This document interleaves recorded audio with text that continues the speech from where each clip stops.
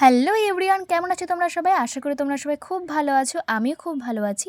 তো চলে এসেছি একটা নতুন ভিডিও নিয়ে। তোমরা সকলেই দেখে বুঝতে পারছো একটা পার্সেল নিয়ে বসেছি আজকে। হ্যাঁ, এই পার্সেলটাই তোমাদের সঙ্গে আনবক্সিং করে দেখাবো। আমার রিয়াকশন দেখে বুঝতেই পারছো আমি কতটা এক্সাইটেড। ইয়েস, ফার্স্ট টাইম আমি ফেসবুক পেজ থেকে একটা শাড়ি অর্ডার করেছি। তোমরা সকলেই জানো অনেক সময় পেজ থেকে অর্ডার করলে কিছু কিছু সময় ফ্রড হয়ে থাকে বা বেশিরভাগ সময়। তার জন্য আমার খানিকটা টেনশনও ছিল, খানিকটা এক্সাইটেডও ছিল, তবে বেশিরভাগটা এক্সাইটেডই ছিল। তো আমার ভিডিও দেখে তোমরা বুঝতেই পারছো আমি কতটা এক্সাইটেড ছিলাম।